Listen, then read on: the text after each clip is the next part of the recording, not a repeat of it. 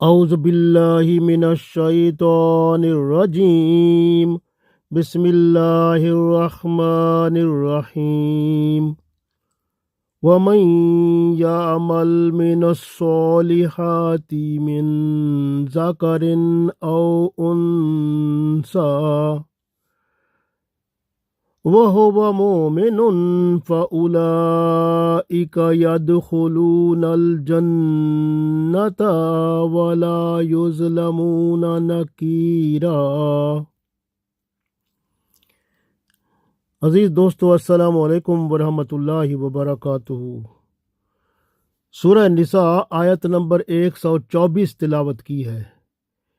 اس آیت میں اللہ تعالیٰ ارشاد فرماتا ہے وَمَن یعمل، و اور من کا مطلب جو شخص، یعمل کرے گا یعنی عمل کرے گا، من الصالحات نیک اچھا عمل، یعنی جو کوئی نیک عمل کرے گا، من ذکرن یعنی وہ مرد ہو، او یا انثی یا عورت ہو، یعنی نیک عمل کرنے والا مرد ہو یا عورت ہو، وَهُوَ مُؤْمِنٌ اور وہ مومن ہو، یہ شرط ہے، فَأُولَئِكَ پس یہ وہ لوگ ہیں، يَدْخُلُونَ الْجَنَّةَ جو داخل ہوں گے جنت میں، وَلَا يُظْلَمُونَ اور ان پر ظلم نہ ہوگا، نکیرا ذرہ برابر بھی، یعنی ان پر کوئی ظلم نہیں ہوگا، ان کا اعمال نامہ جتنا ہوگا، جو کمایا ہوگا،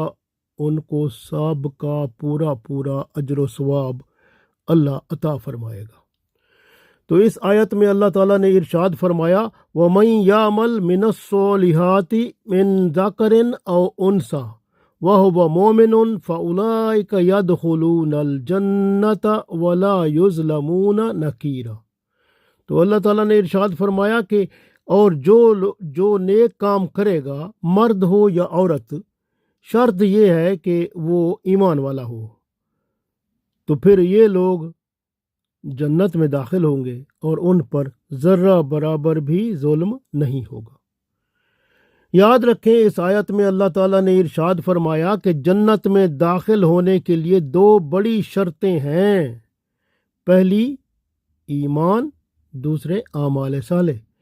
ایمان اور اعمال صالح یعنی نیک عمل اور ایمان، یہ 2 ضروری چیزیں ہیں، مرد ہو یا عورت دونوں کے لیے یہ دونوں شرطیں ضروری ہیں۔ اگر یہ ہوں گی تو جنت میں داخلے کا امکان ہوگا۔ اعمال صالح اپنا اجر تب پاتے ہیں جب ایمان ہوتا ہے۔ مثال کے طور پر آپ دیکھیں، ایک غیر مسلم ہے، وہ سیلاب زدگان کی مدد کرتا ہے یا بھوکے کو کھانا کھلاتا ہے، دونوں یہ نیک عمل ہے، یعنی سیلاب زدگان کی مدد کرنا نیک عمل ہے، بھوکے کو کھانا کھلانا بھی نیک عمل ہے، مگر اس کو اجر و ثواب نہیں ملتا کیونکہ اس میں ایمان نہیں ہے۔ دوسری مثال دیکھیں، ایک شخص مسلمان ہے، وہ کسی یتیم کی کفالت کرتا ہے مگر حرام کمائی سے کرتا ہے، اس کو بھی کوئی اجر و ثواب نہیں ملے گا، یعنی بندہ مسلمان ہے، اس میں ایمان ہے، مگر اس کا عمل جس سے وہ یہ کام کر رہا ہے، یعنی حرام کمائی سے وہ عمل یعنی یتیم کی کفالت کر رہا ہے، گویا اس کا عمل اس کو کوئی اجر و ثواب نہیں دے گا۔ تو یہاں سے آپ کو معلوم ہوا کہ ایمان بھی ضروری ہے اور اعمال بھی ضروری ہیں، کہ ایمان بھی بندے میں ہو اور نیک عمل بھی ہو، پھر جو ہے اس میں یہ ممکنات ہیں کہ اللہ تعالیٰ اسے جنت میں داخلہ عطا فرمائے۔ اس آیت سے معلوم ہوتا ہے کہ ایمان صالح ہوں، یعنی اس میں پتہ کیا چلتا ہے کہ ایمان جو ہے وہ کامل ہو، اعمال صالح ہوں، مگر ایمان اگر نہ ہو تو جنت میں داخلہ ممکن نہیں ہے۔ گویا جنت کے داخلے کے لیے ایمان شرط اول ہے۔ ایسے لوگ جو ایمان سے خالی ہوں گے، ان کے اعمال انہیں کوئی فائدہ نہیں دیں گے، جنت کا حصول ان کے لیے ناممکن ہوگا۔ ऐसे लोग जिनके पास ईमान नहीं होगा, आमाल सारे बुरे होंगे, दोजख में जाने वाले होंगे। ये काफिरों की हालत है। ऐसे लोग जिनके यहाँ ईमान तो होगा मगर आमाल बुरे ज़्यादा होंगे, नेक आमाल यानी नेक जो आमाल उन्होंने किए होंगे उनसे ज़्यादा बुरे आमाल होंगे। ऐसे लोग दुनिया के रंजो अलम और मसाइब में गिरफ्तार होंगे तो अल्लाह ताला उनके दुनिया के रंजो अलम और मसाइब व तकालीफ को उनके बुरे आमाल की माफ़ी का सबब बनाएंगे। तो इस तरह से वो दुनिया से रुखसत होंगे तो अल्हम्दुलिल्लाह वो ईमान के साथ आमाल साले के साथ रुखसत होंगे, क्योंकि उनके बुरे आमाल उनकी तकलीफ़ों और मुसीबतों की वजह से अल्लाह मिटा देगा, तो इसलिए वो भी जन्नत वाले बन जाएंगे। इसी तरह ऐसे लोग भी होंगे जो ईमान वाले होंगे लेकिन बुरे आमाल उनके साथ होंगे, लेकिन उन्होंने तौबा नहीं की होगी, तो गुनाहों को साथ ले जाएंगे। जब मरेंगे तो मरते वक्त तौबा नसीब ना हुई तो गुनाहों को साथ ले जाएंगे और फिर वो जहन्नुम में डाले जाएंगे और गुनाहों की सज़ा पाकर फिर जन्नत में जाएंगे। इसी तरह से कुछ ऐसे लोग भी होंगे जो ईमान वाले होंगे मगर उन्होंने दुनिया में जब भी कोई बुरा काम और गलती होती थी फौरन तौबा करते थे और अपने आप को अल्लाह के साथ ताल्लुक़ फिर दोबारा जोड़ लेते थे मजबूती से।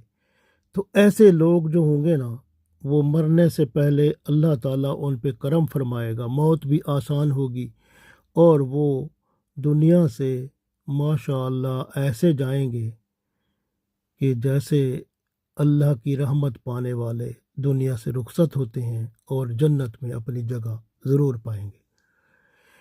इसी तरह से आप यूँ समझें कि ईमान के बग़ैर आमाल ऐसे हैं जैसे एक दरख्त है, उसकी शाखें तो हैं मगर उस दरख्त की जड़ काट दी गई है।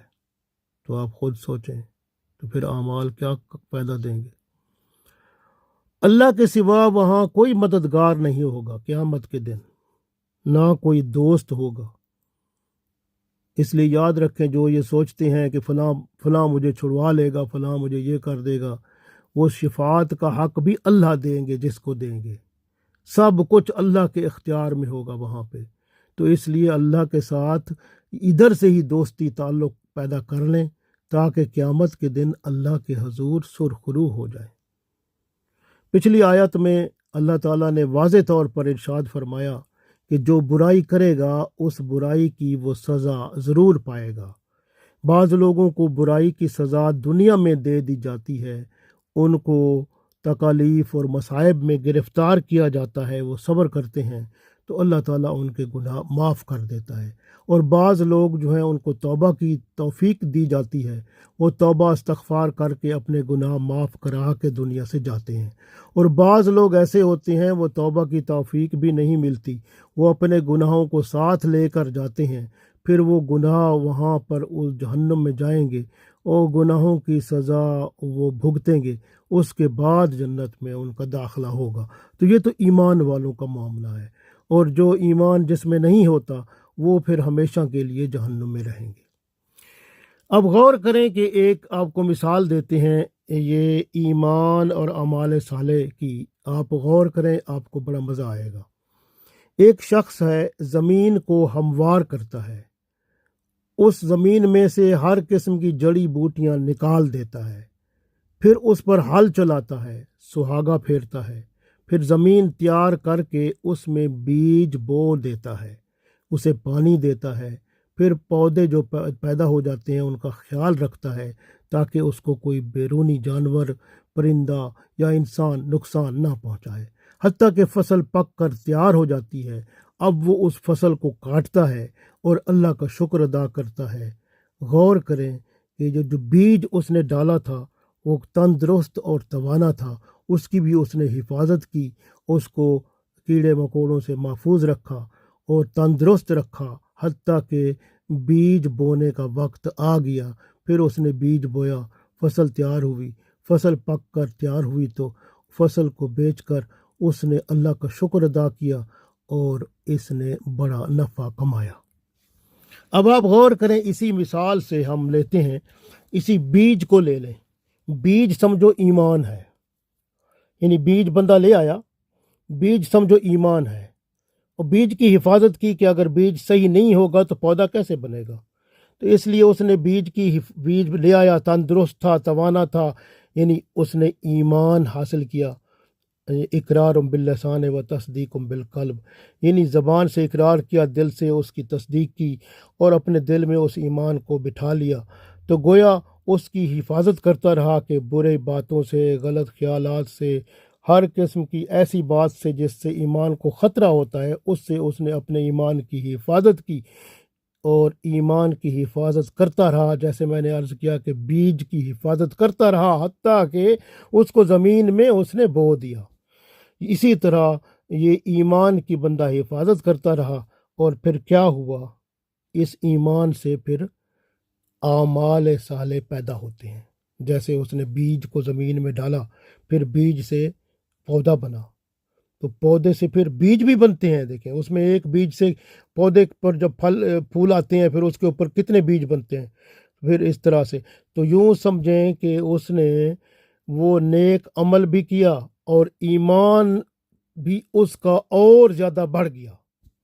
جیسے وہ اس نے کیا کیا، جب یعنی سب سے پہلے کیا کیا اس نے، جیسے میں نے عرض کیا تھا کہ اس نے زمین ہموار کی، اسے جڑی بوٹیاں نکال دیں اور ہل چلایا، یعنی اب اپنے اندر جو ہے اس نے سب سے پہلے توبہ استغفار کیا، اللہ تعالیٰ کی حقانیت پر ایمان لایا، توحید اور رسالت پر ایمان لایا، قیامت پر ایمان لایا، اور ایمان کامل اور اعمال صالح پر قائم ہو گیا۔ ایمان جو ہے اس کا وہ اقرار باللسان اور تصدیق بالقلب، یعنی زبان سے اقرار کر کے دل پر اس کا ایمان جم گیا۔ جب ایمان کامل ہو گیا، پھر اس نے ایمان کی حفاظت کی کہ کوئی ایسا کام نہ ہو جائے یا کوئی ایسا بول نہ مجھ سے بولا جائے جس سے ایمان میں خرابی ہو، تو وہ ایمان کی حفاظت کرتا رہا، جس طرح بیج کی حفاظت کرتا رہا۔ یہ پہلا کام اس نے کیا۔ پھر اس نے کیا کیا، اپنے اندر سے، یعنی اپنے من میں سے اس نے ہر قسم کی شرک، بدعت، برائی، گناہ، شر، فساد، فتنہ، جو بھی شیطانی نفسانی اعمال خواہشات تھے، ہر چیز کو نکال باہر پھینکا۔ جس طرح اس نے یعنی زمین کو ہموار کیا، جڑی بوٹیاں نکال کے باہر پھینکی، اسی طرح اپنے اندر سے ہر قسم کی خواہشات نفسانی، خواہشات شیطانی اور تمام قسم کے جو دنیاوی محبت اور اس کے عوامل ہیں، اور جو بندے کو ہٹا کر اللہ سے دور لے جانے والی چیزیں، ان سب کو اس نے نکال باہر کیا۔ پھر حل چلایا کا مطلب ہے پھر اس نے مجاہدہ کیا۔ یہ مجاہدہ کے کیا مطلب ہے، اللہ کا ذکر کیا، کہ کیونکہ اللہ کا ذکر کیا، نمازی بن گیا، 5 وقت نماز پڑھنے والا ہو گیا، قرآن پاک کی تلاوت کرنے والا ہو گیا۔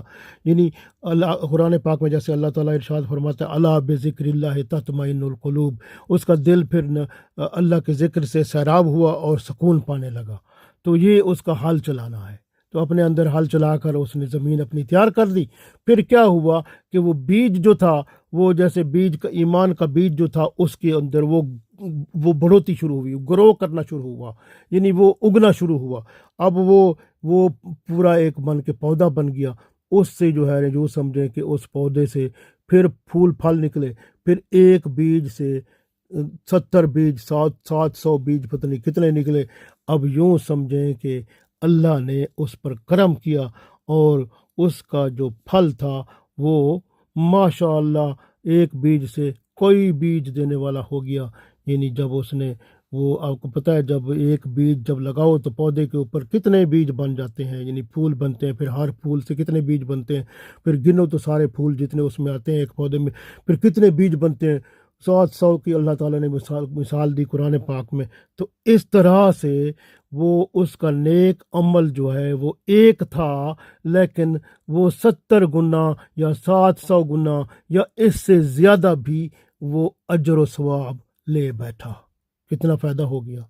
اس لیے اپنی زندگی کو بہتر بنائیں اور اپنے اندر سے خواہشات دنیا اور نفسانی خواہشات، شیطانی شہوات اور مخلوق کی تمام جو علائشیں ہیں اور برائی گناہ اور رذائل جو شر فساد فتنے ہیں، ان سب کو نکال کے باہر پھینکیں، اللہ کی طرف رجوع کریں اور ایمان کامل اعمال صالح کے ساتھ اس زندگی میں اپنی زندگی کو یعنی خوبصورت بنائیں، دنیا اور آخرت میں لطف اور مزہ پائیں۔ اللہ تعالی ہم سب کو توفیق دے، آمین۔